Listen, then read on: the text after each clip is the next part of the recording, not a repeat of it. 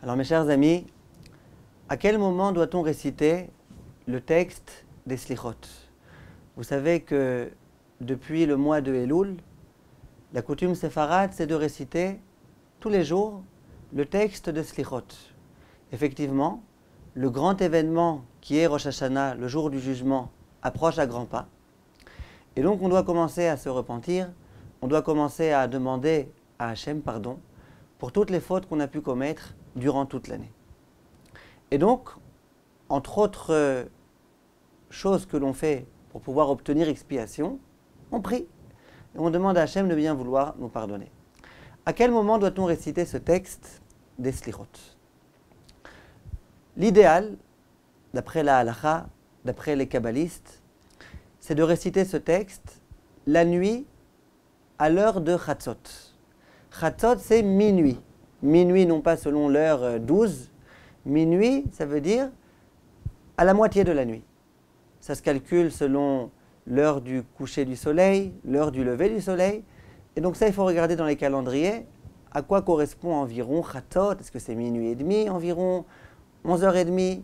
Il faut voir chaque endroit selon le lieu où on se trouve, à quel moment ça correspond. Mais en tous les cas, le moment idéal pour réciter les Slichot, c'est à ce minuit-là. On va appeler ça minuit, ça veut dire à Chatzot.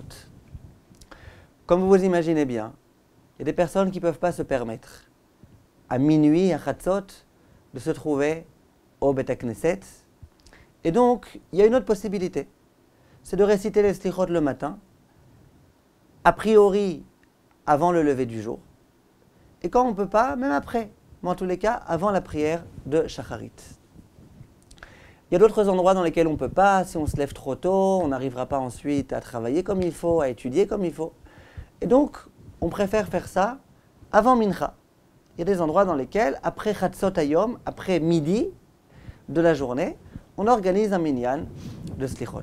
C'est sûr que c'est déjà beaucoup moins bien, parce qu'on n'a pas fait l'effort de se lever tôt le matin, ce n'est pas le moment idéal à la récitation des Slichot, mais il n'en demeure pas moins que malgré tout, on prie du fond du cœur, on s'épanche, on demande à Hachem de bien vouloir nous pardonner.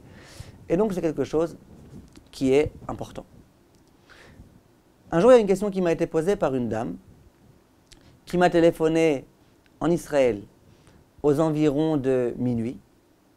Elle me dit, j'espère que je ne vous dérange pas, c'est une question qui concerne les Slichot de ce soir. Je lui dis, vous ne me dérangez pas du tout, parce que moi aussi, j'attends minuit et demi. En Israël, c'est environ vers minuit et demi, l'heure de Chatzot, pour pouvoir moi aussi, à mon tour, dire les Slichot. Donc, je n'étais pas en train de dormir, ne t'inquiète pas. Elle me dit, regardez, on se trouve à un endroit, on vient de finir de célébrer une bar mitzvah. Et figurez-vous que la plupart des personnes qui se trouvent, c'est des personnes qui ne sont pas super religieux. Et on vient de finir maintenant la bar mitzvah, et tout le monde veut rentrer à la maison. Elle dit, et mon père, à moi, il a eu l'initiative d'organiser un minyan de Slichot. Il s'est dit, si on organise un minyan de Slichot maintenant, il y a plein de personnes dont je suis sûr que de toutes les façons, ils n'iront pas faire les Slichot demain matin. Au moins maintenant, ils auront l'occasion de réciter les Slichot. Et si on leur dit d'attendre encore une demi-heure jusqu'à le fameux minuit, là, le fameux Chatzot qui est à minuit et demi, eh bien, ils vont rentrer à la maison et puis c'est sûr qu'il n'y aura pas de Slichot qui seront organisés. Elle me dit, peut-on le faire ou pas? Elle me dit, et puis je vais vous dire plus que ça, c'est que mon père, il a déjà proposé aux gens et les gens ont tous accepté. Il n'y a qu'une personne qui s'oppose, c'est mon mari. Mon mari me dit qu'il est hors de question, que le Rav Ovadia Yosef n'est pas d'accord qu'on organise des Slichot avant Chatzot, et donc il s'oppose à tout prix. Elle me dit, et pire que ça, on est 9 en dehors de lui. Avec lui, on sera 10. Et lui, il dit, je refuse de répondre Amen au Kaddish, je refuse de répondre au Vaya Avor, je refuse. Parce que le Rav Ovadia a dit qu'on ne peut pas, et moi je suis le Rav Ovadia. Elle me demande que faire, quoi lui dire. Alors, il faut savoir, mes chers amis, que effectivement, les kabbalistes disent que le moment propice à la récitation des Slichot, c'est après Chatzot et pas avant. Pourquoi? On sait que, d'après la Kabbale, la nuit est divisée en deux parties. La première partie, depuis la sortie des étoiles jusqu'à ce fameux Chatzot, ce fameux minuit, la rigueur divine règne dans le monde. Pourquoi, comment, ce n'est pas le moment de parler de ça maintenant. Après Chatzot, au contraire, c'est la miséricorde divine qui règne dans le monde. Or, quel est le but des slichot? Le passage principal qu'on récite pendant les slichot, c'est le fameux Hashem, Hashem, El Rachum Vechanun, Erech Apayim, dans lequel on mentionne les 13 attributs de miséricorde de Hashem.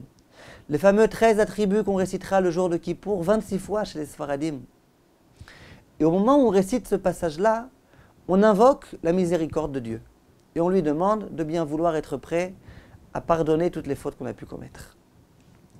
Disent les kabbalistes, à quel moment on invoque la miséricorde de Dieu? Au moment où il y a la rigueur qui règne dans le monde? Non. Au moment où, au contraire, il y a de la miséricorde qui se trouve. Donc il y a déjà de la miséricorde. Et moi j'implore la miséricorde, je l'invoque. Alors il y a de bonnes chances que ça marche. Mais si au moment où il y a la rigueur qui règne dans le monde, avant Chatzot, là en l'occurrence, il n'était pas encore minuit et demi. Si à ce moment-là, où c'est un moment de rigueur, on dit à Hachem, allez Hachem, sois gentil avec nous s'il te plaît, sois miséricordieux et compagnie, longanime, à ce moment-là, disent les kabbalistes, Hachem il risque au contraire de se fâcher. Ce n'est pas le moment d'invoquer la miséricorde. C'est la raison pour laquelle beaucoup de Mekoubalim disent qu'il n'est pas question de réciter les slichot avant Chatzot. Il y a un très grand Rav, Rav Moshe Feinstein, l'auteur des fameuses Igrot Moshe, un Rav vraiment immense. On lui a posé la question, on lui a demandé est-ce qu'on a le droit de réciter les slichot avant Chatzot. Et le Rav dit la chose suivante.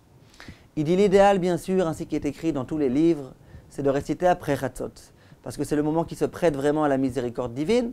Et donc, si on veut vraiment être sûr qu'on pourra obtenir l'effet souhaité par la récitation des slichot, il faut trouver le bon moment.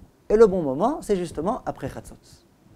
Dit le Rav Moshe Feinstein, mais dans un cas où on sait très bien, comme dans notre cas précis, qu'on ne pourra pas ensuite obtenir de minyan.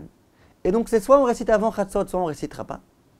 Dit le Rav Moshe Feinstein, il vaut mieux réciter avant Chatzot. Et pourquoi? Il dit, malgré tout, on va prier, on va demander à Hachem de nous pardonner, on va se repentir.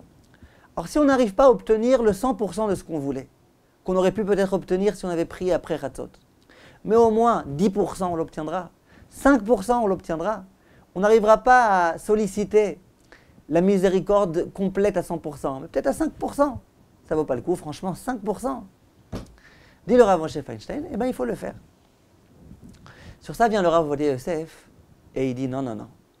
Si les kabbalistes disaient effectivement ce que tu dis, à savoir que lorsqu'on récite après Chatzot, on obtient 100%, et quand on récite avant Chatzot, on obtient 5 ou 10 ou 15 ou 20%. Là, j'aurais été d'accord avec toi.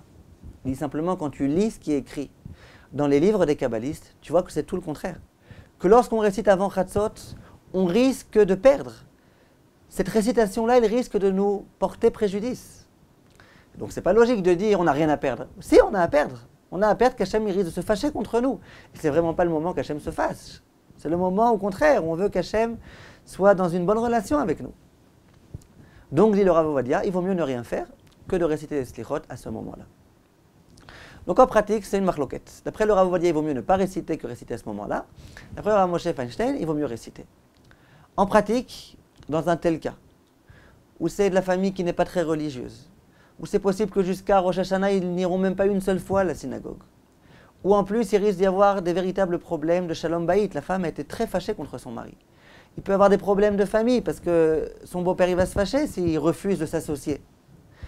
C'est sûr que dans ce cas-là, à mon avis, même le Rav Ovadia Yosef aurait été d'accord de dire associe-toi. Tu ne veux pas faire les slichot toi-même, tu veux toi-même les réciter demain matin, d'accord.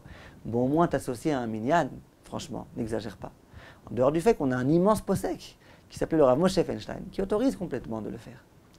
Voilà mes chers amis, Kol Tov, et à bientôt, et bonne préparation à l'immense événement de Rosh Hashanah qui arrive à grands pas. Kol Tov et à bientôt.